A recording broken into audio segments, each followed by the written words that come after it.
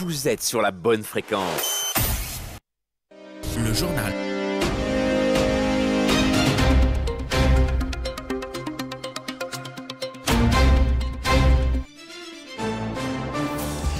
Bonsoir. À la une de ce journal de 19h, la candidature de Francesca Albanese, rapporteure spéciale de l'ONU et fervente partisane de la cause palestinienne au prix Nobel de la paix soutenu par le SNJT.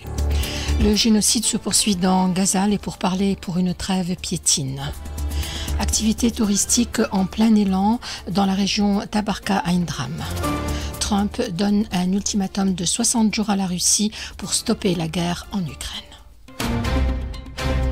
Tunisie, l'accélération de la réalisation des méga-projets et des projets stratégiques prioritaires dans les secteurs de la santé, du transport, de l'enseignement supérieur et de la recherche scientifique a été au centre de la 5e réunion périodique de la commission des méga-projets présidée aujourd'hui au palais de la Rasba par la chef du gouvernement, Sarah Zafrani Zanzri. Selon la présidence du gouvernement, la réunion a permis de passer en revue l'état d'avancement des projets en question et les solutions proposées pour surmonter les difficultés rencontrées.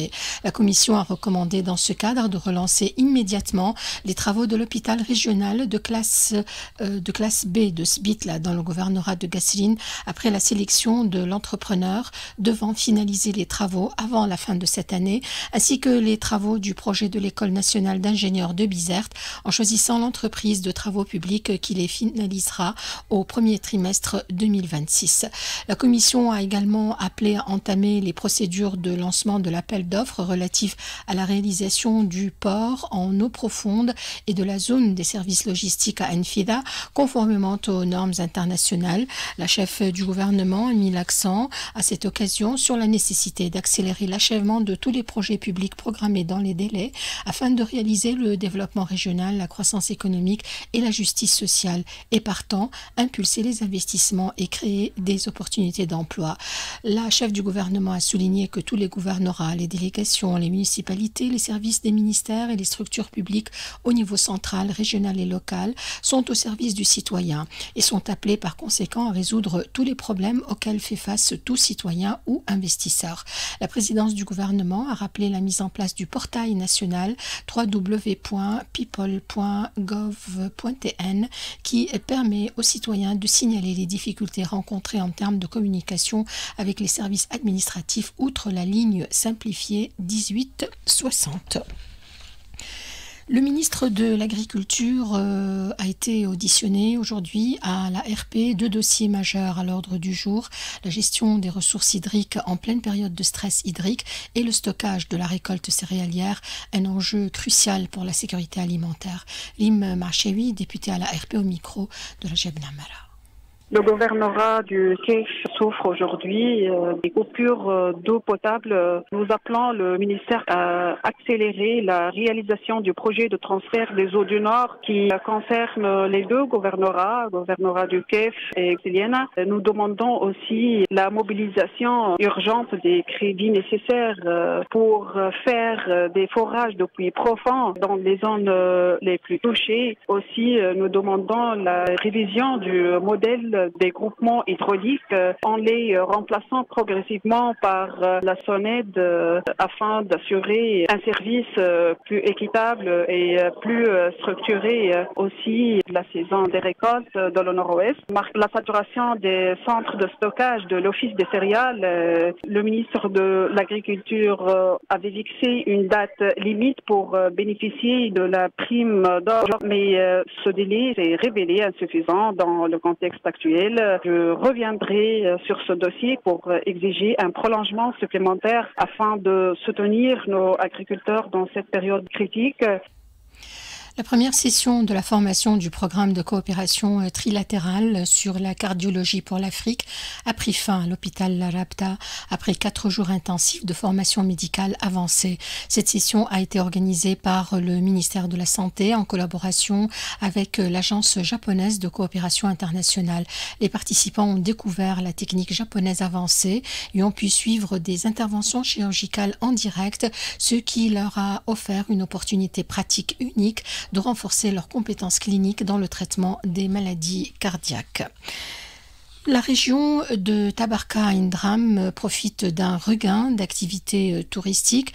Les équipes sportives font actuellement le bonheur de la zone touristique de Tabarka-Indram, contribuant activement à la dynamisation de l'activité touristique à un moment où l'afflux de touristes ne cesse de se renforcer. Le point avec notre correspondant Jamel Tipi. Actuellement, un grand nombre d'équipes sportives de Tunisie et de pays étrangers séjournent dans cette zone dans le cadre d'un programme d'entraînement, notamment en matière de football. Selon le commissaire régional du tourisme de Tabarka, le mois de juillet est particulièrement chargé en équipes venues du Koweït, d'Algérie, du Qatar, de Mauritanie, d'Égypte, en attendant d'autres équipes qui vont les relayer dès le 18 de ce mois, ce qui va permettre de dynamiser davantage l'activité touristique dans cette région, laquelle semble se bonifier cette année avec la hausse du flux de touristes algériens, mais aussi après la réouverture de l'aéroport de Tabarka qui a été d'un apport appréciable pour le renforcement de la desserte aérienne sur la région et par ricochet sur toute l'activité touristique au demeurant de plus en plus diversifiée et attractive. Le syndicat national des journalistes tunisiens dit soutenir la candidature de Francesca Albanese, rapporteur spécial de l'ONU sur la situation des droits humains dans les territoires palestiniens occupés au prix Nobel de la paix 2025. Le SNJT joint ainsi sa voix à celle du Quartet pour le dialogue national, lauréat du Nobel 2015, qui a officiellement proposé la juriste italienne.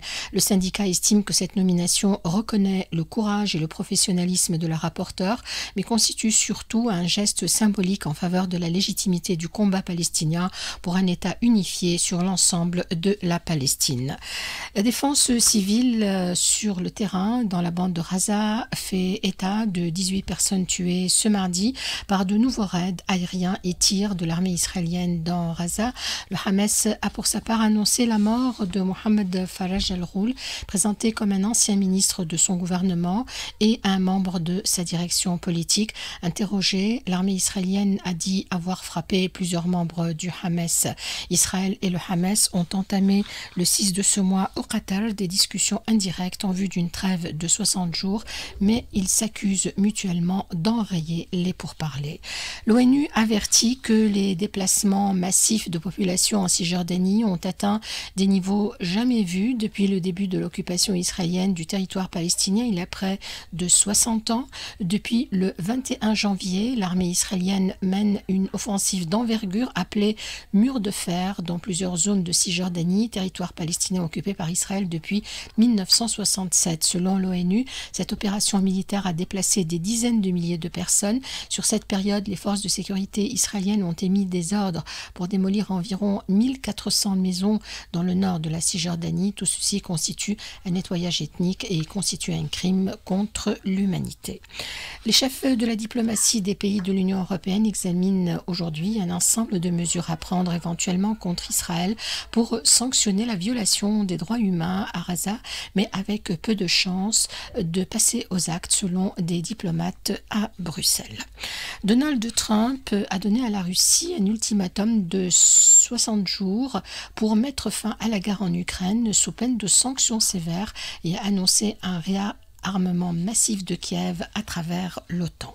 Prévision météo, l'Institut national de la météorologie annonce l'arrivée de cellules orageuses localement accompagnées de pluie sur les régions ouest du centre et du sud du pays pour ce soir. Je vous rappelle quelques titres brièvement avant de clore cette édition.